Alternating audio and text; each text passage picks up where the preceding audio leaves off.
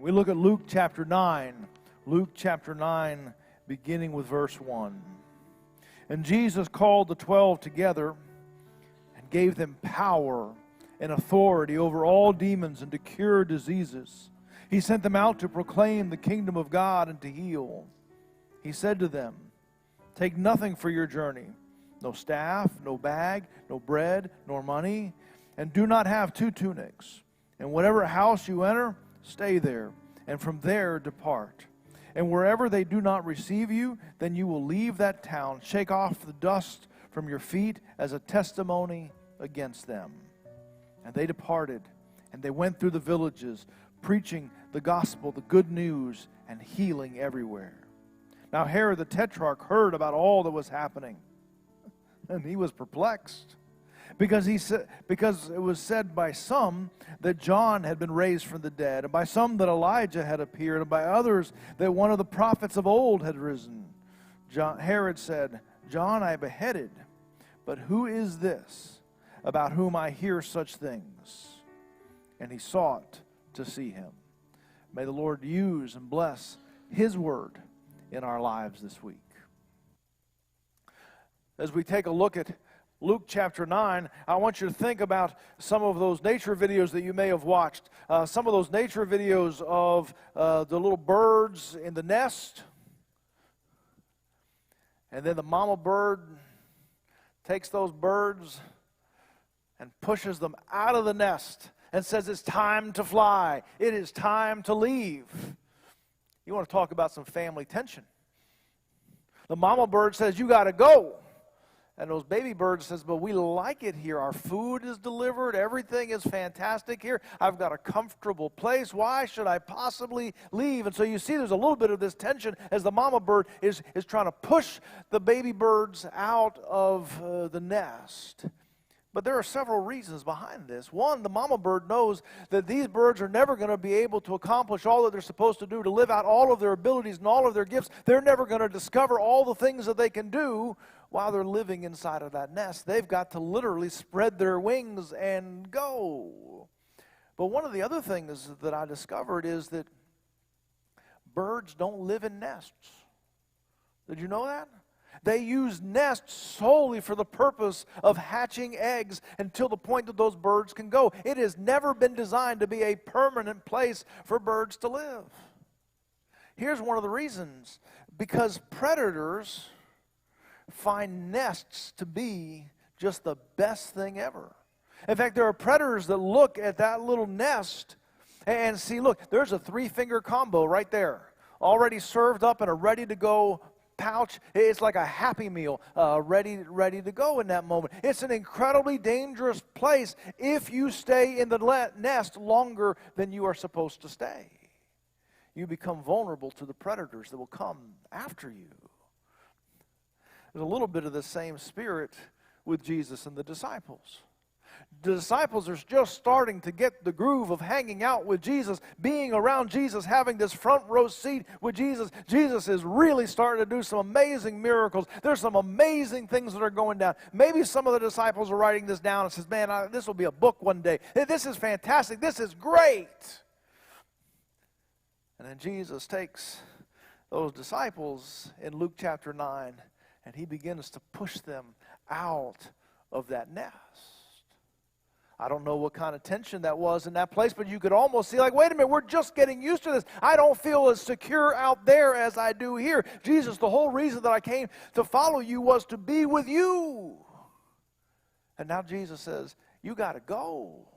You got to go. You got to have a sense, and the disciples had to have a sense like, whoa, we're not ready for any of these things. But I want you to see that Jesus sent those disciples out, and we're going to see in just a moment that He sends you and I out in that same way. One of the things I want you to hear from this passage is that we are called to be seated and to be sent. We grow in our faith when we are seated and when we are sent. We've talked about this a couple times, and I know that you remember this because there's the different names that the people around Jesus have. There's the 12, there's the disciples, and there's the apostles. Here in this passage of Scripture, they're called the 12, but these are the disciples. But I want you to know that, remember, we talked about the fact that the 12 are those that came to gather, and the apostles are those that are sent out. These verses right here are the very verses that we see that transition. In fact, the verse in verse 2 is, and Jesus sent them out. The Greek word for that is apostello. Jesus apostled them. Jesus sent them out. Now, you got to think those disciples were like, whoa, whoa, whoa, we're not ready. What do you mean we're being sent out? We've been watching you, and we've been watching Jesus, and we've been determining Jesus does things that no one else can do. And now you want us to go and do the things that Jesus does? You have to understand how early this was for the disciples in their journey. In fact, here we are in Luke chapter 9. They don't even have the conversation about prayer until Luke chapter 11. These disciples are still 2 chapters away from asking Jesus, how do we pray? And Jesus sends them out. And they had to be incredibly insecure at this moment. Who, me? I'm supposed to go? What am I supposed to do out there? You see, Jesus does call us to be disciples. He does call us to come and to sit at His feet. He does call us to come and to sit in a worship service, to sit in a small group Bible study, in a Sunday school class. He does call us there to study and open up the Word and to hear His voice and to soak those truths into our lives. But He also calls us to be sent out. You see, Jesus knows that there are just some things that we can only learn by doing. There are only some things that we can do that we can only learn when we are doing them and practice them. You can sit and take notes all day long, but until you get out there and do it, you don't fully understand what it is. And you'll never learn it until you put that task in your hands and do it. I also think that Jesus was building in to the DNA of His people the task of going. You see, that's a battle that we have inside of us all the time. The idea of sitting still and of being quiet and taking notes and just absorbing. It's good. It's great. We love to take in, to learn. It's wonderful, and it's the right thing for us to do. But Jesus also wants to build inside of the DNA of every single believer, every single follower of Jesus, that you are also sent out. You have been apostled. You have been pushed. Go out there and do the work. Now again, we're looking here at Luke chapter 9, and this is the story of the 12 disciples. And so maybe you're saying, well, these were the disciples. These are the big 12. These are the guys at the table. These are those guys. But if you'll flip over to Luke chapter 10 and look at verse 1 of Luke chapter 10, it says, after this the Lord appointed 72 others, and He sent them out ahead of Him 2 by 2 into every town and place where He Himself was about to go. And He said to them, the harvest is plentiful, but the laborers are few. Therefore pray earnestly for the Lord of the harvest to send out laborers into the harvest. And He takes these 72 and He gives them, as you read the rest of Luke chapter 10, He gives them almost the exact same instructions that He gave to the 12. And so there is this natural progression that Jesus sends out the 12, and they are supposed to be sent. But it's not just them. 1 chapter later, He is sending out the 72. Now, who are the 72? We don't know their names. They were the next group of people that Jesus sends out, and He gives them almost the exact same instructions. So there's the 12 and the 72 and you.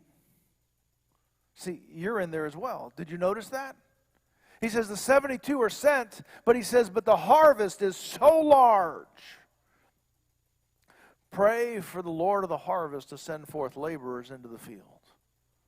So you got the 12, you got the 72, and then the people that are prayed for, that'll be the next ones to go out. That is us. We're right there in the text. The 12, the 72, then you. That's what he does. See, you are called to be seated, to soak in, to be at the feet of Jesus, to learn, to worship. But it is the default mechanism of every believer to be sent out to serve. Now, I don't remember which came first, the chicken or the egg. We had on the calendar that we were going to preach through Luke, and we had on the calendar that we were going to do Serve Sunday. And would you believe that when the two meshed together, that Luke chapter 1 lands on the Sunday that we had set aside as Serve Sunday, as a reminder that we are called to be sent out. And so that's what we're going to be doing today. We are going to be sent out. And in fact, we're going to cut the second service a little bit short so they can be sent out. Someone said to me this week, "Are you going to get in trouble for that?" I said, "Well, it says to do it right here. It's not my idea."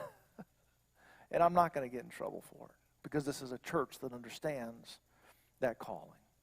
But I would also tell you that this sending out, this serving, is part of the reason why we have different ways in which you can serve even inside of our church as well.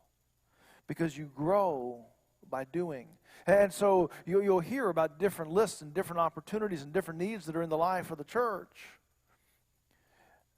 And I want to invite you to look for those opportunities to do. Not just because it helps our church function, but because it helps you grow. These disciples came back differently because they were out doing the task in the kingdom work. I don't know that there's ever been a person, I'm sure there's been one or two, but I think there's so few that have signed up to do kingdom work inside the church and outside the church, that came back and said, "Boy, I wish I hadn't done that." But I think that the number one response is, I went out there to bless someone else, but you know what happened? I was blessed more than they were. Because we grow not only when we're seated, but we grow when we're sent. I also want you to see that we are expected to heal and to herald.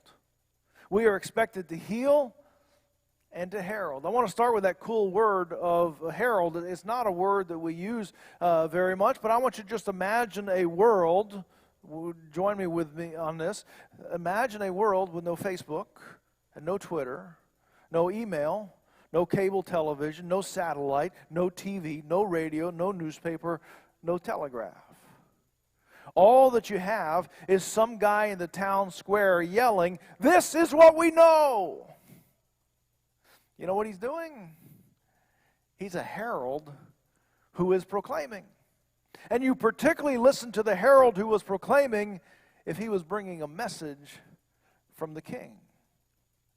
And what Jesus sends these disciples out to do is to be heralds who proclaim a message of good news from the king. Go into that square, go into that town, go into that workplace, go into that marketplace, go into that house and say, "This is what we know." Now again, there's a lot of stuff they didn't know. You ever want to announce to everybody, "Hey, this is everything I know"? You don't always want to do that because you may not know that much. I know that feeling. So the disciples were said, "Go and tell them everything that you know." But we don't know much. Go and tell them everything you know. Here's the thing. People wanted to hear from those disciples.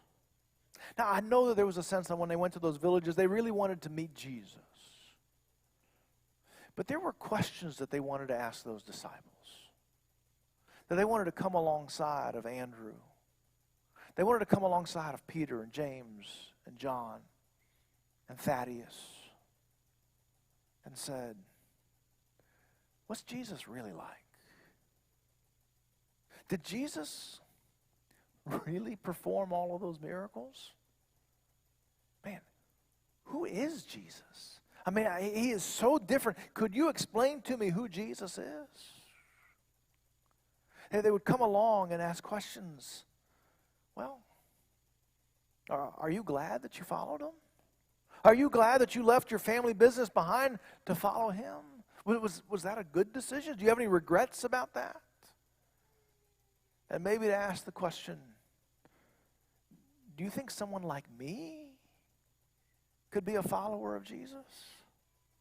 You see, people wanted to hear from the disciples because they were up close to Jesus.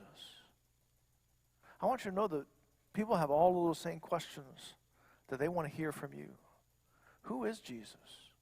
Did Jesus really perform those things? Has Jesus really made a difference in your life? Are you really glad that you have followed Jesus? Do you have any regrets about the choice that you have made following Jesus? Would Jesus really receive somebody like me? You have the opportunity to walk into the town square and say, this is what I know. Because you've walked with Jesus. And you've been there. And you know him. He calls on us to be a herald. But I'm sure that you also saw in this passage of Scripture that Jesus has given them power and authority to cast out demons and to heal. That's a pretty big deal. That's a pretty big deal. I can't explain to you all of the seasons of how God works at different times in different ways. But I can tell you that just as key to our assignment is to be a people of proclaimers, we are also to be a people who push back darkness. There's hate, there's racism, there's loneliness, there's grief, there's pain, there's violence. All of these pieces of darkness that settle over this world and its people. And I want you to know that Jesus has empowered you, called you, commanded you, and sent you to push back that darkness when you see it. As I was thinking this week, I thought about that fourth plane from 9/11. We don't know exactly what happened on those planes, but the impression that we get is that fourth plane, through some phone calls and some communication, figured out what was going on. They saw the darkness that was unfolding in front of them. And several of those passengers looked at each other, made eye contact with each other, and said, we're pushing back this darkness. We're not letting this darkness exist on our watch. Whatever it costs us, we're pushing this back. Let me tell you that there's sometimes somebody who has whispered to us this lie that says that the church has to choose between proclaiming truth and pushing back darkness and being a place of healing. We're not supposed to choose that. We're supposed to do both of those things.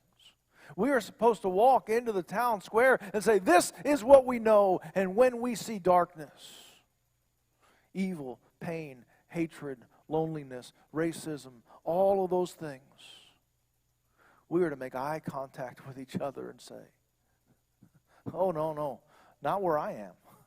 Not where we are. Not where the church of Jesus is. We're pushing that back. There's no place for that. And we are pushing back the darkness. It's part of the reason why we are sent out to both heal and to herald. We also see that we are supposed to travel lean, not mean, but lean and light. Last year, Susan and I took that great trip where we went to England for a week and a half or whatever the length of time was. It was a fantastic trip, and we had a wonderful time on that trip. But we also had an amazing time getting ready for that trip. It was in front of us for a long, long time. And one of the things that we did is that we decided that we were going to do the whole trip in one bag each, one suitcase each, one carry-on bag each. We said that's what we're going to do. And so in order to do that, we became experts in the YouTube section, the baggage section of YouTube. And we watched video on how to pack and what storage things you should put in, and whether you wanted 2 wheels on a suitcase or 4 wheels on a suitcase, whether you wanted extra compartments in that suitcase, whether you needed to find a place to store all of your chargers and all of those things. And we studied and studied and studied and picked and picked and picked and picked. And probably because of my obsessive compulsive nature, I have really gotten hooked on the idea of perfectly packing a bag. Packing a bag with everything that you need, no more than what you need, but just everything right, and be able to have whatever comes up, you've got it in your bag and you're ready to go. And in fact, you see me on Sundays or you see me during the week, I got my bag, and just in case you're wondering, it is perfectly packed. It's got everything that I need. It is ready to roll. A perfectly packed bag. I'm an expert in bags, perfectly packed.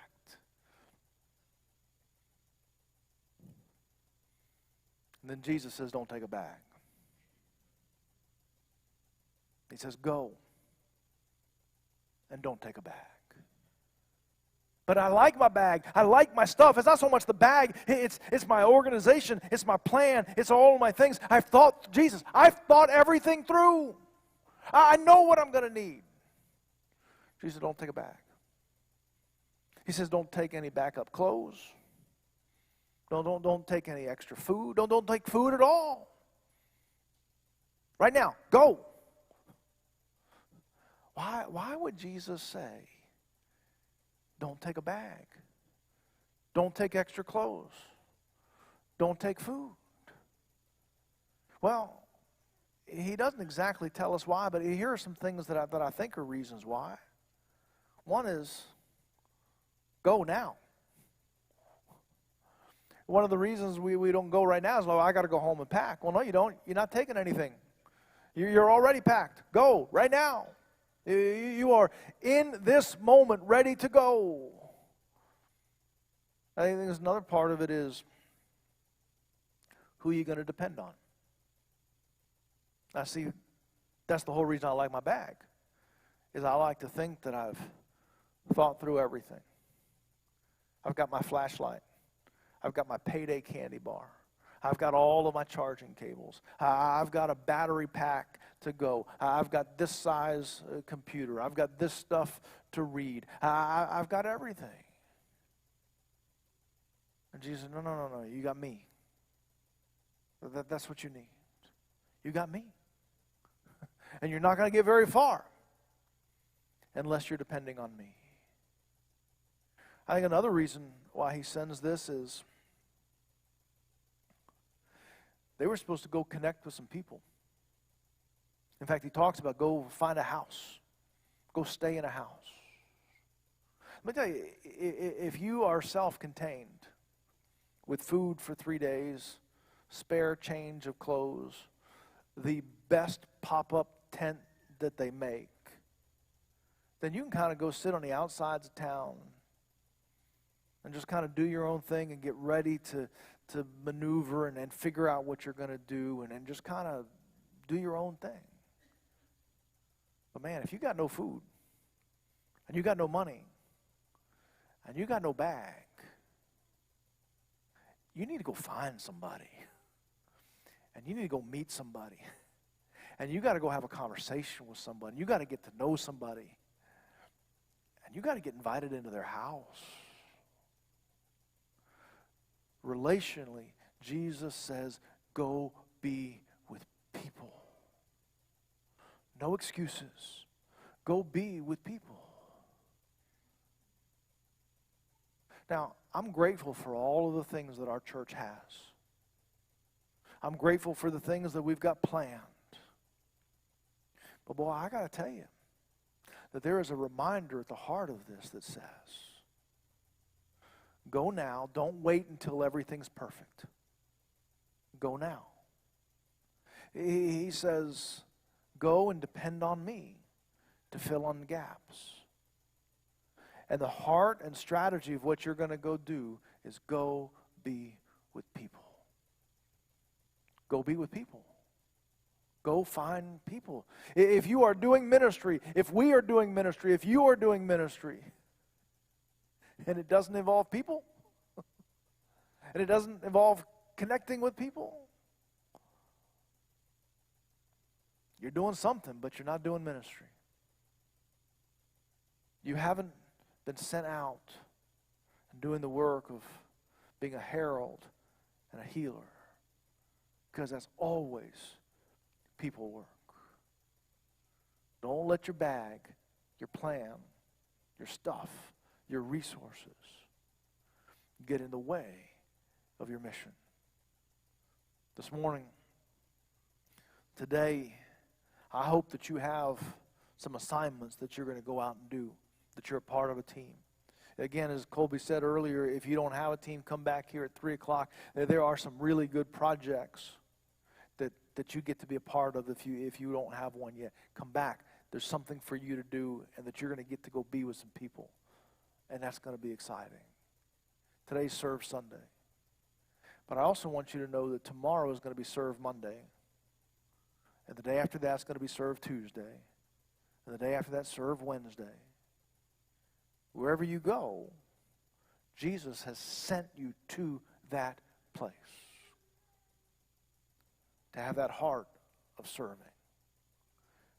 And say, how can I proclaim? And how can I push back the darkness in this place? You should randomly set an alarm on your watch to go off every 53 minutes. 53 minutes, just randomly. Then open your eyes and say, why am I here? What am I supposed to proclaim? Where's darkness that I'm supposed to push back? Because you've been sent. You've been sent. You've been sent.